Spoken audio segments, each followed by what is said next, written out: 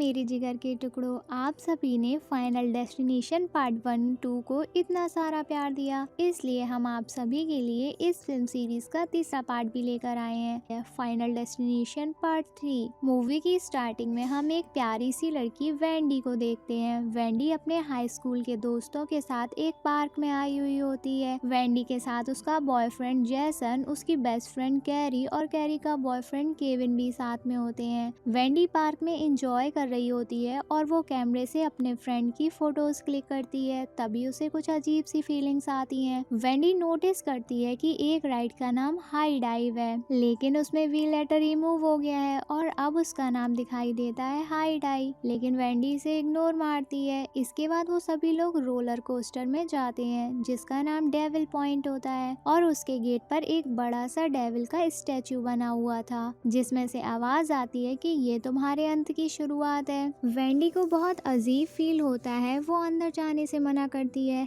लेकिन उसका बॉयफ्रेंड उसे मनाता है और उसके कहने पर वेंडी अंदर चली जाती है। वेंडी रोलर कोस्टर के बीच में केविन के साथ बैठ जाती है और अपना कैमरा निकालकर वीडियो रिकॉर्ड करती है। तभी एक गार्ड वेंडी को कैमरा ऑफ करके पॉकेट में रखने को कहता है। केविन की सीट पर च्युइंगम लगी हुई होती है जो उसके हाथ में चिपक जाती है। इधर रोलर कोस्टर का हाइड्रोलिक पंप लीक करने लगता है, लेकिन ये बात किसी को पता नहीं चलती। ड्राइवर रोलर कोस्टर को स्टार्ट कर देता है। तभी एक लड़का अपनी पॉकेट से कैमरा निकालकर वीडियो शूट करने लगता है और उस लड़के के हाथ से कैमरा छूटकर नीचे वाले ट्रैक में जाकर लिपट जाता है। अब रोलर कोस्टर जब उस ट्रैक से गुजरता है तो कैमरा उसके पहियों में लिपट जाता है। तभी वहाँ एक शॉर्ट सर्किट हो जाता है और रोलर कोस्टर के सारे हाइड्रोलिक टूट जाते हैं। वहीं हाइड्रोलिक टूटने की वजह से सभी लोगों की सीट के हैंडल खुल जाते हैं और रोलर कोस्टर के पहिए टूटकर अलग हो जाते हैं। अब roller coaster out of control हो जाता है और दो टुकड़ों में अलग हो जाता है।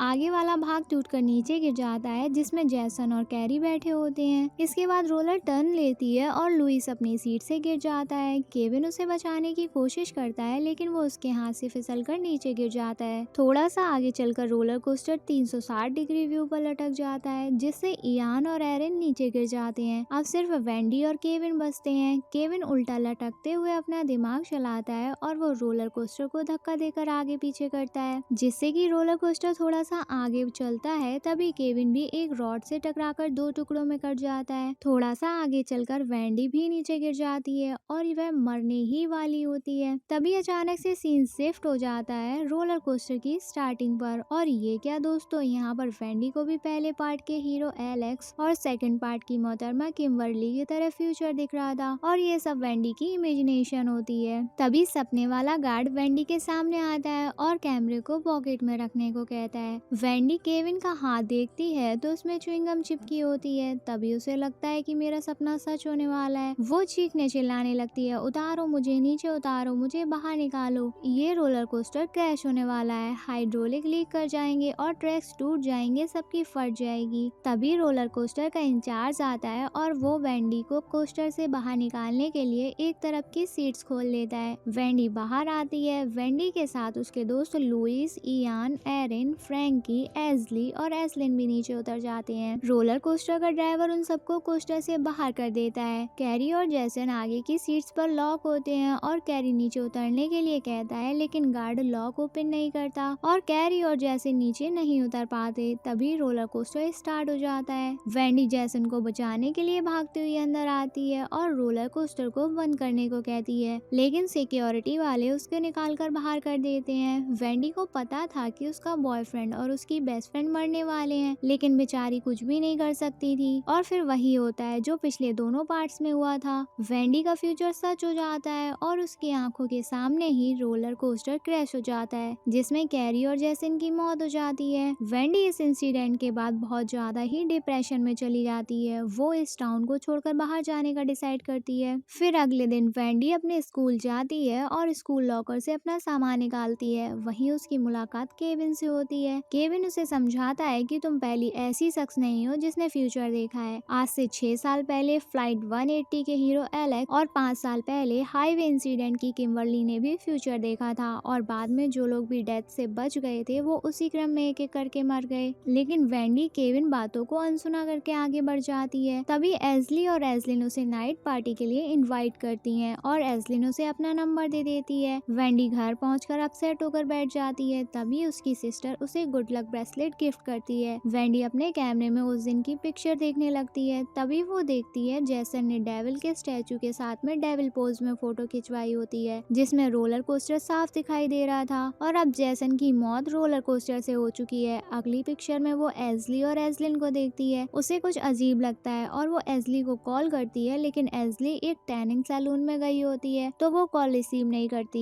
इधर टैनिंग सैलून वाला लड़का अपनी बीवी से कॉल पर लड़ाई कर रहा होता है और वो एजली और एजलिन को खुद से ही रूम में जाकर बेड पर रेस्ट करने को कहता है। वो दोनों टैनिंग रूम में जाती हैं। एजली के पास कोल्ड ड्रिंक होती है जिसे यहाँ पर लेकर आने से मना किया जाता है, पर एजली मना करने के बाद भी ड्रिंक लेकर टैनिंग रूम के अंदर आ जाती है। एजली कोल्ड ड्रिंक को एक स्टेबलाइजर के ऊपर रख देती है और बेड का टेम्परेचर खुद से ही सेट कर देती है और बेड के अंदर लेट जाती है। अब कोल्ड ड्रिंक फैल कर स्टेबलाइजर में गिर जाती है, जिससे कि शॉर्ट सर्किट हो जाता है और उसकी वोल्टेज ऑटोमेटिक बढ़ने लगती है। वहीं रूम का टेम्परेचर बहुत हाई हो जाता है, जो उन्हें भी फील होता है। वो दोनों बेड के बाहर निकलने के लिए उठती हैं। तभी ऊपर लगी एक लकड़ी की स्लिप नीचे गिर जाती है और उन दोनों बेड्स के बीच में फंस जाती है। बेड का टेम्परेचर बहुत हाई हो जाता है और उनकी स्किन जलने लगती है। देखते ही देखते दोनों के बेड्स के अंदर आग लग जाती है, जिसमें वो दोनों जिंदा ही जल जाती हैं और बहुत ही दर्दनाक तरीके से उनकी मौत हो जाती है। सैलून वाला अंदर जाने की कोशिश भी करता है, लेकिन उसने गेट पर एक टूथपेस्ट लगा कर रखा होता है, जिसका ढक्कन खुल जाता है और टूथपेस्ट बाहर निकल जाता है, जिसकी वजह से दरवाजा अंदर से लॉक हो जाता है और वो लाइव इन दोनों की डेथ को देखता है। दूसरी तरफ वेंडी के रूम का बल्ब फ्यूज होता है और उसकी नजर फिर से एजली और एजलिन के फोटो पर पड़ती है। मेरे जिगर के टुकड़ों, इधर वेंडी के दिमाग की बत्ती जलती हुई और हमें भी ये पता चलता है कि इन दोनों की मौत का संकेत हमारे सामने था। उन दोनों की पिक्चर में बीच में एक लकड़ी का टुकड़ा था जिस पर येलो कलर की लाइट लगी हुई थी और मरते वक्त भी उन दोनों के बेड्स के बीच में एक लकड़ी की स्लिप फंस गई थी और आग लगने से उनकी मौत हो गई। वेंडी को दोनों लड़कियों की डेथ के बाद अब यकीन हो चुका था कि मौत बैंड बाजा लेकर उसकी बारात निकालने को तैयार खड़ी है। वेंडी केविन से बातचीत करती है और उसे एक पिक्चर दिखाकर फ्लाइट 180 के एक साल पहले हुए हाईवे एक्सीडेंट के एक व्यक्ति की डेथ का संकेत बताती है। इसमें 180 लिखा हुआ होता है, जो कि किम्बरली को भी दिखा था। फिर वेंडी केविन को बताती है कि सेम ऐसे ही मैंने भी सभी की फोटोज उस दिन पार्क में क्लिक की थी। उन सभी की फोटो में ही मौत का संकेत छिपा हुआ है। वेंडी और केविन मिलकर रोलर कोस्टर की सेटिंग अरेंजमेंट का पता लगा लेते हैं और उन्हें समझ आ जाता है कि अगला नंबर फ्रैंकी का है। वेंडी और केविन एक कार में बैठे होते हैं और फ्रैंकी की फोटो को देखकर मौत के सही संकेत को फिगर आउट कर रहे होते हैं। तभी उनकी कार चारों तरफ से ट्रैफिक में फंस जाती है। वेंडी देखती है कि एक ट्रक तेज रफ्तार से उसकी ओर आ रहा है। उसमें कोई ड्राइवर नहीं है। वो लोग कार से बाहर निकलने का ट्राई करते हैं, लेकिन कार बीच में फंसी होती है। केविन कार के शीशे को तोड़ देता है और समय रहते ही वेंडी को लेकर बाहर आ जाता है। वहीं वो ट्रक केविन की कार को टक्कर मारता है और उसकी कार के मोटर फैन के नीचे आगे वाली कार के आदमी का सर आ जाता है और उस आदमी के सिर का चूरमा बन जाता है। अब वो दोनों देखते हैं कि आगे कार वाला आदमी कोई और नहीं बल्कि उनका दोस्त फ्रैंकी ही था। ये देखकर उन दोनों की सिटी पिट्टी गोल हो जाती है। वेंडी बहुत सैड होती है क्योंकि वो किसी को भी मौत से नहीं बचा पा रही थी। वेंडी मौत का संकेत चेक करने के लिए फ्रैंकी की फोटो चेक करती है जो उसने क्लिक की थी। वो फ्रैंकी दूसरी फोटो देखती है तो फ्रैंकी पिक में उसके पीछे एक फैन होता है, मतलब कि फोटो में फ्रैंकी की मौत साफ दिख रही थी, लेकिन वेंडी पहले इस संकेत को समझ नहीं पाई। अब अगली बारी लुइस की थी, लेकिन वेंडी और केविन को पिक्स में कुछ समझ नहीं आता क्योंकि उसमें बहुत सारी चीजें होती हैं और लुइस का सिर भी नहीं दिख रहा होता है। फिर वो दोनों लुइस के पास जाते हैं। लुइस जिम में होता है। केविन उसे मौत से सतर्क रहने के लिए समझाता है, लेकिन लुइस को इन सब बातों पर यकीन नहीं होता। वहीं वेंडी को फोटो के सभी सिग्नल वहां पर नजर आ जाते हैं, लेकिन मौत अब लुइस तक आ चुकी थी। लुइस एक जिम मशीन से वर्कआउट कर रहा होता है और उसके ऊपर 2 तलवारें लटकी होती हैं। तभी वो तलवारें टूटकर नीचे गिर जाती हैं और मशीन के दोनों वायर टूट जाते हैं और वो दोनों तरफ से लुइस के सिर का भरता बना देती हैं। यहाँ बहुत ही बेरहमी से लुइस की भी मौत हो जाती है। अब आप समझ भी गए होंगे कि वेंडी को लुइस का सिर क्यों नहीं दिखाई दे रहा था। वहीं वेंडी और केविन मौत के इस नंगे नाच से बहुत परेशान हो चुके थे, लेकिन बचाना तो था ही उन्हें बचे हुए लोगों को। अब मौत का अगला शिकार थे इयान और एरिन। वो दोनों एक स्टोर में काम करते थे। वेंडी उन दोनों की फोटो से भी मौत का संकेत कोई पता नहीं लगा पा रही थी। वेंडी और केविन उनसे मिलने खेलने स्टोर पर जाते हैं। वहाँ पहुंचकर वो दोनों इयान और एरिन को सब कुछ बताते हैं और उन्हें बहुत समझाते हैं, लेकिन वो भी वेंडी और केविन की बातों पर यकीन नहीं करते। वहीं मौत भी इन दोनों के पास ही आकर खड़ी होती है और वेंडी बिल्कुल सही टाइम पर पता लगा लेती है कि इयान ऊपर से कीलें गिरने से मरेगा और ऊपर से जैसे ही कीलें गिरती हैं वेंडी उसे अलग करके बचा लेती है। और यहाँ वेंडी ने मौत के क्रम के साथ खिलवाड़ किया और अब इसकी सजा तो उन्हें मिलनी ही थी। मौत सीधा नेक्स्ट की ओर ट्रांसफर हो चली। अब बारी एरिन की थी। तभी एरिन के सिर में एक नेल गन घुस जाती है और टक टक टक टक करके उसकी पूरी खोपड़ी में कीलें घुस जाती हैं। इयान की तो फट जाती है।